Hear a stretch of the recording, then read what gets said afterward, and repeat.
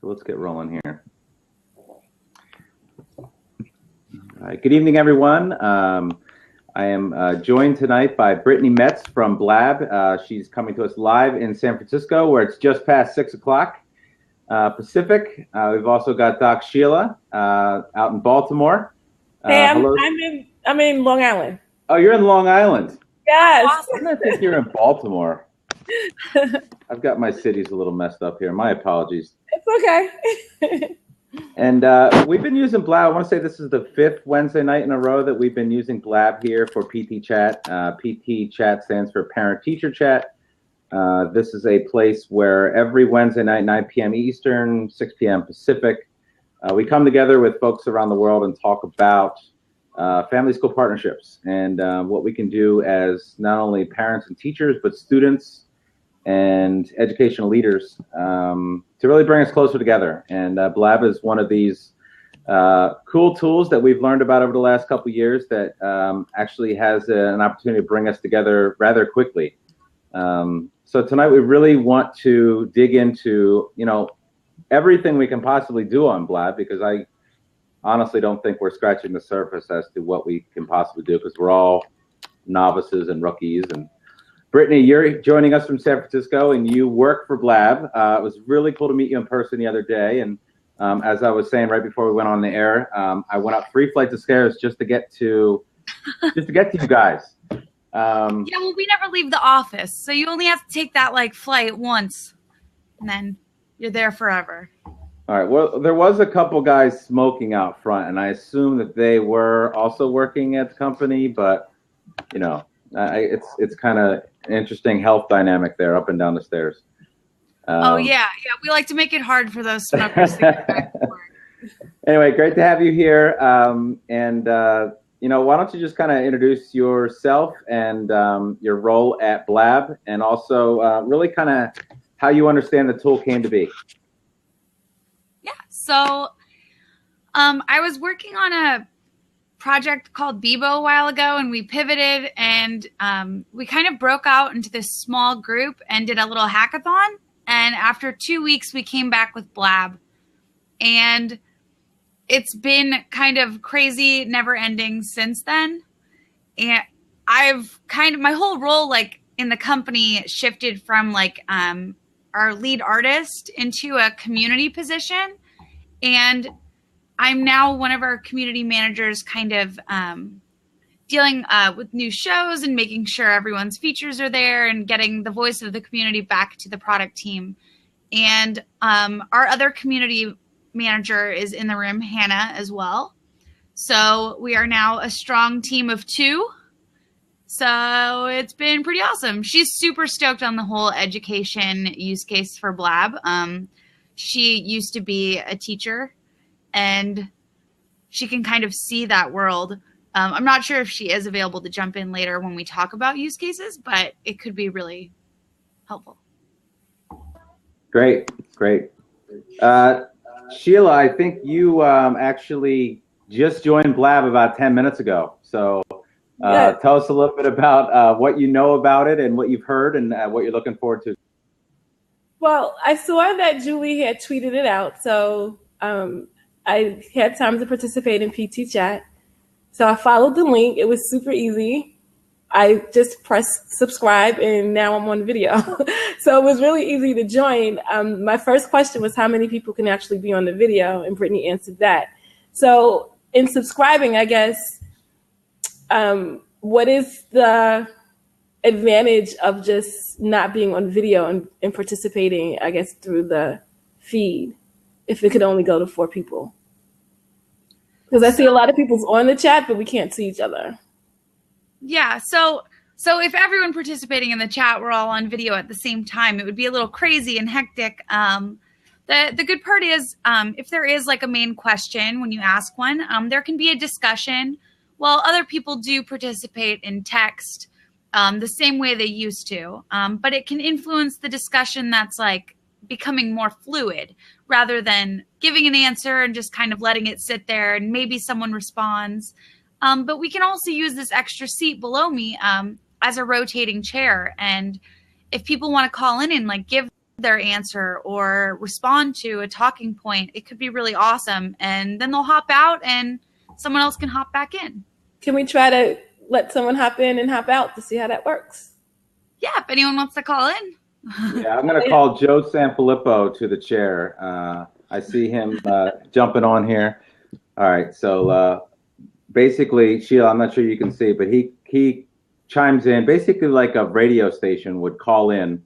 And Brittany, I wish there was a way to screen this, because if he were to call in on something else, I'm not sure I would accept him. But since I know he's here and I know him, we're going to let him in. So that's a feature they're actually working on right now. So they're working on screening and letting you know, like, if they're coming in from mobile or a computer, if their connection's good, poor, whatever, and send you a screenshot of their photo as well. All right. Is this really Joe Sanfilippo? Hello, Dr. Mazza. How are you today? Right. It's good to see you. All right. Wisconsin is in the house. Good. I see you did your hair for the show tonight. Yeah, That's great. I did. I threw some water in it. Yeah. It's good. It's good to see you guys. Good to see everybody. Make sure your phones are off so you don't hear those in the background. Yeah. So is that my yours, wife Joe? was calling me here out in the shed, and she That's knows good. what I'm doing right now. Good So stuff. same It's thing great to be here. Hey, 9 o'clock this. Eastern. I just started a couple, well, probably about 2 or 3 weeks ago, just like looking into it, and I think it's got great potential. I love the idea of being able to rotate people in, so you can see who wants to come in from the chat conversation and then bring them in on a specific topic. I think that's a great idea. So, Brittany, if someone else wanted to come in right now, how would you know that? Would you have to close me out, or they would just have to wait till I exited?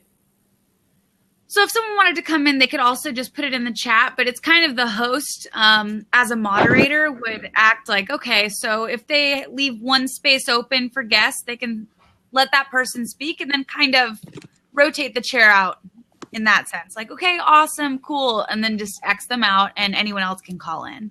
Okay, I'm going to exit out because I'm going to play around with the questions in the actual feed to see how that works. So thank you for letting me join for a minute. Have a good night. Awesome. Hey, Sheila. Good to see you. All Good right. to see you, Sheila. Hey, Brittany, I had a question about taking this for those people, and for me, sometimes it's kind of cumbersome. So if I wanted to just take this feed and then go right to an RSS feed and upload to Stitcher or to SoundCloud or to iTunes, is it pretty easy to get this feed off of or out of what we're recording now to that space? Yeah, so we have the ability to do live embeds. Okay. So you can take this and put it on a blog post somewhere or a website. So everyone can participate from a website if they'd like, without even coming into Blab. Okay. And because it's being recorded, you just grab the URL and you can paste it in to embeddable sites. An embed code will come up for the host as well. And we email you an MP3 and an MP4. And there was a YouTube button and stuff. So we're going to make it easier to upload this to push out your content. So at that point, then you just go right from your MP3 and you can then upload that to SoundCloud or whatever. Yeah. So right now you just do it manually, but we're going to make it a lot easier. Okay, cool. Yeah, I think that'd be great. I think the ease of use, just the ease of use in coming in is fantastic. I think that's wonderful. But I think a lot of us are trying to find ways to take that and then go right to whoever our a different audience would be. That might be if my staff, if I wanted to show our staff this real quick and we could get that into their feed, that'd be great. Oh, definitely. Pushing out content to your own place is awesome. Yeah, right. Yeah, it's great though.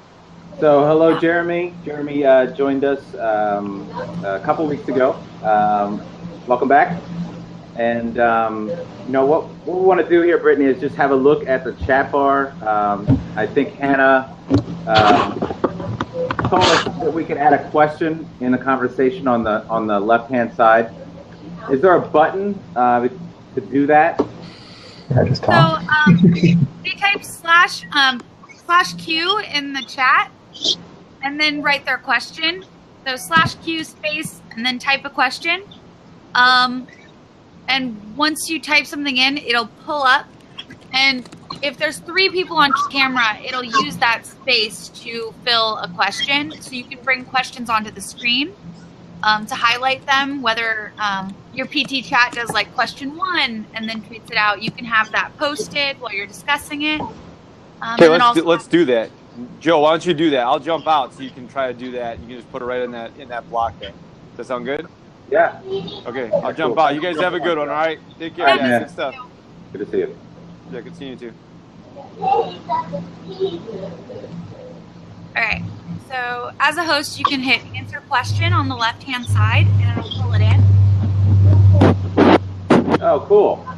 Yeah. So that's Ted's question. Yeah, so everyone will know what question we're discussing, and then they'll also see the list of answered questions, so they know which ones have already been asked and answered during your recording, and it will try to cut down on multiple like duplicate questions. Yeah, no, that's great. And Jeremy was just on here, and there was a like a sound file on his screen, and I tried to click that so I could mute his volume because it sounded like there was some background on there. Was I really controlling that or not? So right now it's just controlling it for you.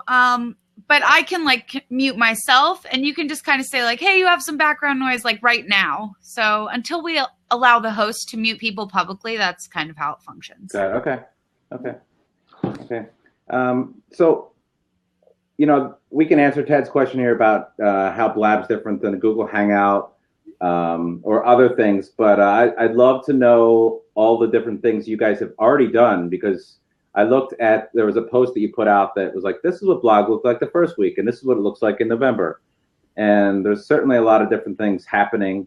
I love it because it's social, and it brings in the social piece, and a lot of us have been trying to do that in a number of different ways, and trying to pull something all into one page is really helpful for educators, because we're all over the place anyway, and we're doing a lot of different things. So, can you speak to the Google Hangout question that Ted brings up?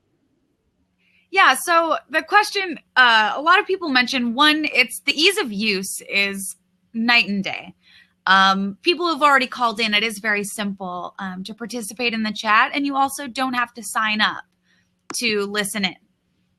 There's a +1 up in the top corner right now of viewers, and it means they get the full experience. They just can't chat or call in, which is great because your content is open to more eyes, and more people can view and listen and kind of get the insights you're bringing to the table, which is awesome. Another thing is we do keep everyone on the screen at the same time. So our layout functions more to engage in conversation. So the fact that I get to see your face at the same level, we can pick up more visual cues and understand that I don't have to jump onto this soapbox to speak because I'm the biggest thing on the screen. And I can chime in for smaller things and nod in agreement. We can all see each other. We also have ways to show people you like what they're saying, and there are props. So the audience can kind of participate without commenting, and you get kind of a sense of engagement, and the audience will feel more alive. It doesn't feel like you're talking to absolutely no one. Right. Yeah. Right. Cool. And I've been on Google Hangouts, and there's been, and I think I'm echoing on your end right now, but there's been a good amount of, problems with the logistics and problems with, this person's feed's bad, I can't get them, they popped off. Can you tell us a little bit about, this is a pretty clean feed. I can see you clearly. You haven't been off. I think certainly anytime we're doing anything with talking back and forth, we're always recommending headphones. Why is this? Is it just because it's only pulling from 4 feeds or 3 or 2? Is that why it's better for people's bandwidth, or? For the headphones, sorry. Yeah, I mean, just the quality. I think that, we've got, there's some people, and if San Filippo's still on, he knows who I'm talking about. There's some folks that have, kids in their house, and their bandwidth is being eaten up by streaming video from 5 different bedrooms. And that's honestly, it's very tough to get some of those folks on from their homes in the evenings. how does this tool take into effect the quality of connection that you have, whether you're doing it from Wi-Fi or a wire like I am here, or you're on your telephone, because I know there's a mobile app. So right now it is a little bandwidth heavy. As we're building it, we're making it lighter, and as much as you can, you're streaming 4 videos, up to 4 videos at the same time. There's not much you can do in that sense. But with the connection, it's really just based on having decent internet. My internet's not great at my house, but I'm coming in pretty clearly, and it's not dropping out, which is nice. And the cell phone's the same way. Sometimes my cell phone service will call in and it's clear as day and super perfect. It really just depends on your connection, which would be the same on any platform. Yeah. Jim Detweiler brings up a really, really great idea. He's talking about debates. And I've been part of Google Hangout debates and this and that. And this is going to be one of our use cases. In a second, I'm going to put up the Google Doc where we're going to start basically we're going to launch Lab EDU and really have educators, parents, teachers, students, leaders just kind of begin to crowdsource ideas on using this medium in schools, out of schools, for a variety of different things. Obviously, we're not the first chat, and we're not going to be the last chat to utilize this. Whether it's weekly or for particular circumstances, but being able to get different points of view out. A lot of us have seen Around the Horn on ESPN, and basically you can go around and there's a countdown. So there's almost a couple of different games that you can play to keep people talking, so someone does. Oh, Joe, I do think I lost you for a second, so you might need to refresh your page. That was bad timing after we talked about connection. I wonder how long I was off.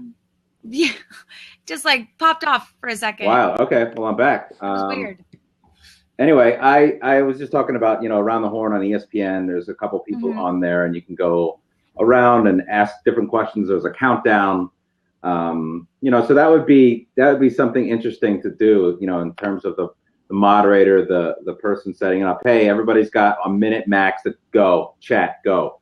And, people like Sam Filippo would have a major problem with that. He wouldn't be able to play, but other folks, I think it's something that really helps the conversation. That's why Ignite Talks have really become popular, because you're really able to get to the point. Yeah. It's funny you mentioned Around the Horn, because we talk about it all the time with like the little props. So the audience can kind of gauge how they can kind of input on debates. And if everyone agrees with what you're saying, you can kind of tell who's winning in a debate situation by audience approval, which is super similar to Around the Horn. And having a moderator facilitate that would be really awesome. Yeah. Have you? What are some creative ways that you've seen it utilized, which might activate some education minds, and feel free to lean on your colleague as well as a teacher. Obviously you're seeing a lot more than we are. We're just looking for the education stuff right now. I was on a ADHD Blab podcast a couple weeks ago. That's kind of actually how I found this, because I just got locked in on that interactivity and be able to call in at a moment's notice. So feel free to share any kind of creative use cases that you're seeing. Yeah. So one thing that does come up in the education space is Blab is public, and there's no private option. And it is creating this sense of transparency. If you want to have public conversations with peers. So if teachers want to talk to each other about things that they've learned or experienced in the classroom that work for them, or things that haven't worked for them, having that open kind of discussion about it could be a really awesome use case. And I have seen some teachers for younger grades, around like 3rd to 5th grade, they do a Sunday night teacher blab.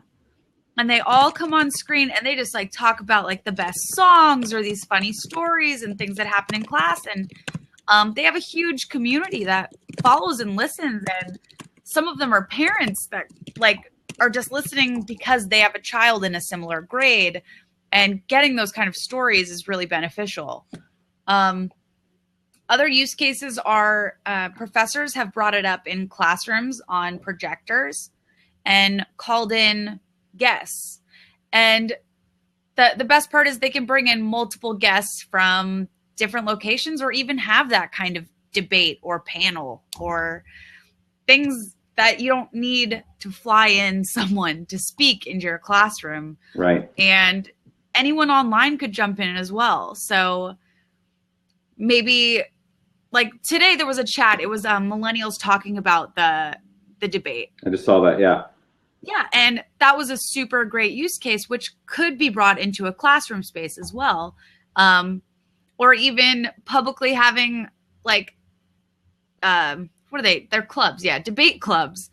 But doing that digitally with other debate teams from other schools, like it brings in this whole new element. And having an audience for those types of events or discussions could help in students working on public speaking, or just working on having a public voice. Saying something to a classroom is totally different than saying it to a room full of opinionated people. Yeah. Yeah. What's the public versus private piece? Because I remember when Periscope was just coming out back in April, we were all looking at that as educators, the public and privacy piece. Anyone in the world could jump on. I think someone even asked the question over here, you know, if somebody jumps on that you don't know, what's the quickest way to extinguish that troll, so to speak, or that fire? Can you comment on that? Yeah. So if someone is, we are implementing a lot of trolling prevention features. So people they're not able to spam the chat with the same thing. And if there is something, the host can flag them from participating. And we're working on even more in-depth things that I can't really go into, but there are the features coming. So if someone's calling in, it'll take a photo of them from their webcam and show the host what they look like before they come in. So you can tell if it's going to be an awful call or a decent call. But you do have the ability to block people from the stream, and it's only going to keep improving with time. Right, right. So a couple questions that are come up here. I'm just going to pop them up, and you can knock them down as we go, and I'll look on the other side while you're answering. Here's Sheila's question. Can you add someone to the video as a moderator, or does the person have to call in? Oh, so you can add someone in the room as a host. They'd be a co-host, and they can facilitate the chat. They can pull in questions. They can also flag users and remove them. They can delete comments. So they don't have to be on camera to do that. So you can have someone off camera facilitating the discussion from the sidelines. They can also call in whenever they want without being approved. And that can be a great feature to a great addition to a discussion. They can record things. They can do things for the host, so the host can focus on a discussion and not all the elements. So is that what Hannah is doing right now? She is facilitating the chat, which is great, unofficially. So she's not. That's awesome.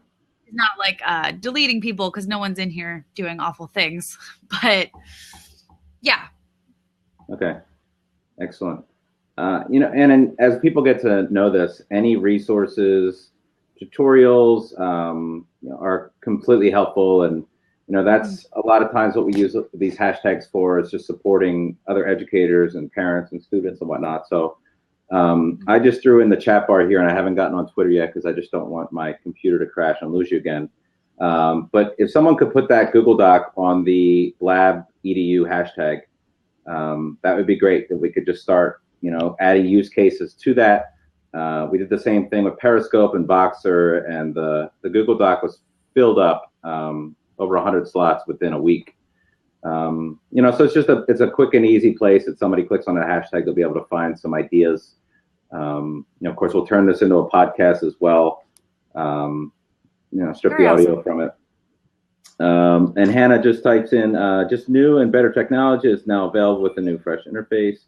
I think we're talking about some other pieces, Stickum, some other pieces that are related to Blab, and what makes it unique. Somebody said that, really quick elevator speech. Hey, Google Hangouts, Skype, Periscope.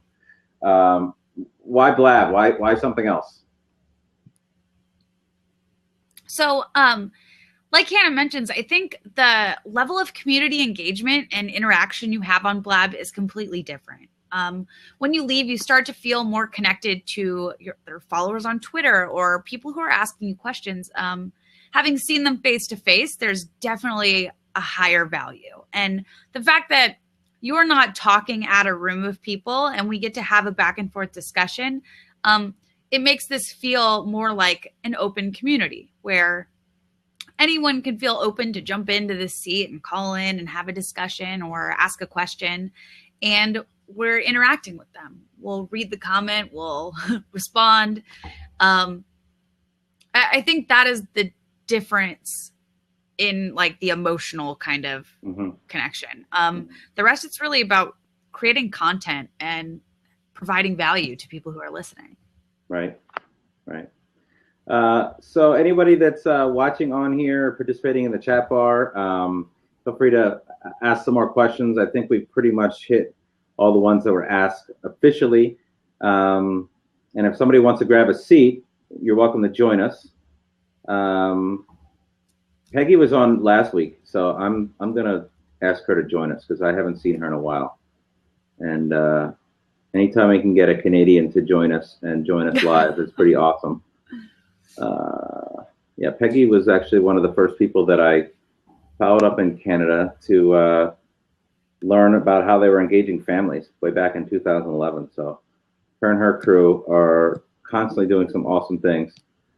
All right, she says she can't get on camera. That means that she's having computer challenges, AKA maybe she's got curlers in her hair or something else. I totally get it. No worries, Peggy. Won't bring it up again. But hey, you're gonna be on the clock next week. I'll tell you right now. Immediately thinking about this to connect our classrooms to other places around the world. Obviously, this is more of a live thing, not asynchronous. So the time zones have to work out for teachers. But it's certainly an opportunity to share different perspectives, not only just talking, but I could pick up my computer and kind of show you different things that were happening here. And I don't know if I haven't used it yet on my iPhone, but if I were able to basically hit the camera reverse option, would I be able to give you like a walking tour, just kind of like what we did last week at the Remind headquarters? But I was carrying around a laptop and Jordan was narrating that. Your school face team, what is that? Family and community engagement face. Got it. So Julie is one of our PTchat moderators, and I'm wondering how she would envision this being used for the face team. Would this be more of a PTA meeting, home and school meeting? All right, she's going to jump on and tell us. Awesome.